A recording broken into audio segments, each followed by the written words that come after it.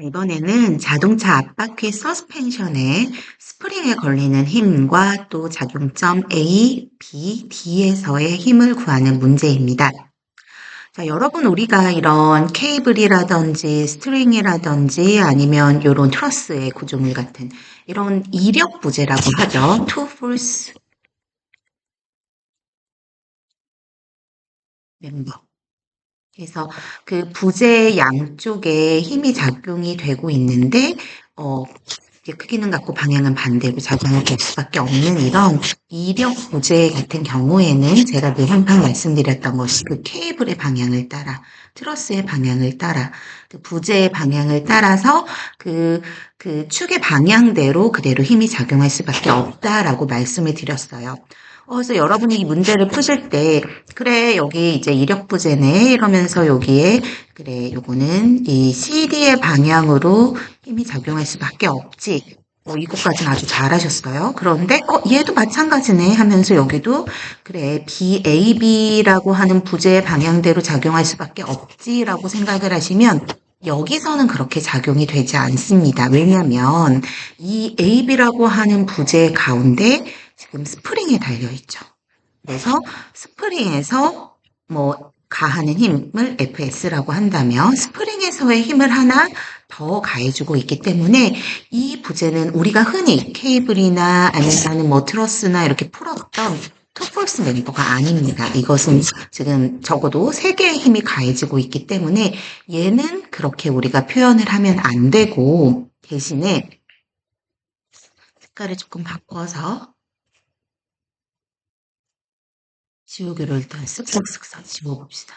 이렇게는 하면 안 되고 여기서는 그러면은 어떻게 해야 되느냐 하면은 여기서는 우리가 흔히 우리가 해왔던 핀 서포트처럼 지지를 할 수 있는 BX와 BY 방향에 이제 반력이 작용을 하고 있다, 힘이 작용을 하고 있다 라고 얘기를 해줘야 되고 A 지점도 마찬가지겠죠. A 지점도 AB 방향을 따라 이렇게 한쪽 방향으로만 힘을 작용하고 있다. 이렇게 표현을 해줄 수가 없고, 왜냐면 여기서 또 하나의 힘이 작용을 하고 있기 때문에, 스프링에서 또 하나의 힘이 작용을 하고 있기 때문에 얘도 우리가 흔히 여태까지 문제를 풀어왔던 핀 서포트처럼 여기서도 AX와 AY 성분, 물론 얘네들이 회전은 자유롭게 할 수 있어서 모멘트가 걸리지는 않겠지만 X축, Y축 두 방향으로 힘의 성분이 모두 존재를 하게끔 이렇게 표현을 해줘야 됩니다. 여기까지만 해주면 그 다음부터는 이제 술술 풀릴 수 있는 그런 문제예요. 그래서 보시는 것처럼 이제 그 자동차의 하중 때문에 이 앞바퀴에 이제 노면이 타이어의 수직 방향 위쪽으로 2700N의 힘을 가하고 있고요. 이 서스펜션에 이제 우리가 프리버디 다이아그램을 그려줘야겠습니다. 그래서 먼저 포인트 B와 포인트 C에서 작용하는 힘들을 구하기 위해서 먼저 여기 이 휠과 그 다음에 BC라고 하는 이 부재까지만 프리버디 다이아그램을 그려줬어요. 그럼 우리가 이제 여기서 2700N의 수직 방향으로 노면이 타이어에 2700N의 수직 힘을 가하고 있다는 것을 알 수가 있고요. 아까 말씀드린 것처럼 C 지점에서는 부재 CD 방향으로, 왜냐면 투폴스 멤버니까 그냥 이 부재의 방향대로 바로 하나의 힘만 작용한다고 그려줄 수 있겠지만 B 같은 경우에는 투폴스 멤버가 아니니까 우리가 배웠던 핀서포트처럼 X와 Y축 방향으로 힘이 존재하고 있다고 이렇게 표현을 해줘야 되겠습니다. 이렇게 해가지고 먼저 미지수 3개가 나왔고 X방향으로의 힘의 합력 0, Y방향으로의 힘의 합력 0, 그리고 이제 마지막으로 모멘트는 이제 아무래도 B 지점에 X, BX, BY가 둘 다 통과하고 있어서 얘네들은 모멘트식에서 빼줄 수가 있으니 B 지점에서의 모멘트 구하는 것이 제일 유리하겠죠. 그래서 B 지점에서의 이제 모멘트를 구해주면 먼저 TCD 구할 수 있고 BY도 구할 수 있고 요걸 구했으면 BX도 구할 수 있고 요렇게 B 지점에 작용하는 힘 먼저 구할 수 있고, 그 다음에, 비록 구하라고 하지는 않았지만, 이제 그 부재 CD에 작용하는 힘까지도, 구해서 결국에는 이제 D 지점에서 작용하는 힘 결국 구하게 된 거죠, 그러면. 그래서 여기까지는 일단은 구하게 됐고요. 그러면 이제 우리가 A 지점과 스프링에 작용하는 힘을 구해야 될 텐데, 그러면 이제 프리바디 다이어그램을 요 부재 AB를 포함하는 프리바디 다이어그램을 그려줘야 되겠죠. 그럼 여기에 작용하는 힘들을 잘 표현하는 것이 중요한데, 앞서 말씀드린 것처럼 부재 AB는 투 폴스 멤버가 아니기 때문에 B 지점에도 XY 성분 따로 표현해주고, A 지점에서도 XY 성분을 따로 표현을 해주고, 그 다음에 이 스프링 자체는 오히려 이제 이력 부재이기 때문에 우리가 요렇게 스프링의 방향대로 스프링에 힘이 가해지고 있다. 이렇게 표현해 줄 수가 있겠습니다.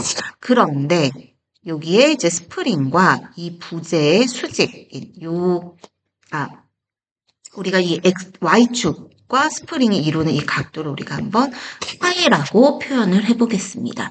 그렇게 될 때 우리가 파이 각도를 구할 수가 있는데 어떻게 구하냐면, 자, 요 각도가 파이면은 사실은 요 각도 자체가 파이잖아요. 그래가지고서 요게 우리가 탄젠트로 250분의 50, 그래서 탄젠트 역탄젠트를 구해주게 되면은 각도를 일단 구할 수가 있겠죠.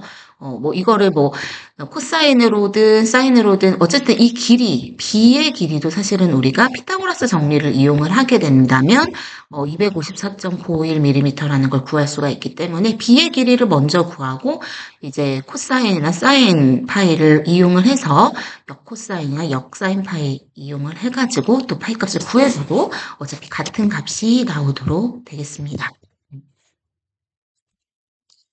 그래서 이제 여기까지 구하고 난 다음에는 여기서부터는 우리가 하는 방식대로 똑같이 해주면 됩니다. X축 방향의 힘의 합력 0, 그래서 AX, 그 다음에 우리가 BX는 위의 문제에서 이미 구했죠. 그 다음에 이 FS의 성분을 이제 요 X 성분과 Y 성분으로 분해를 해줄 수가 있고, X축 성분은 사인파이 해주면 되니까, 요렇게 해가지고 힘의 합력은 0이다.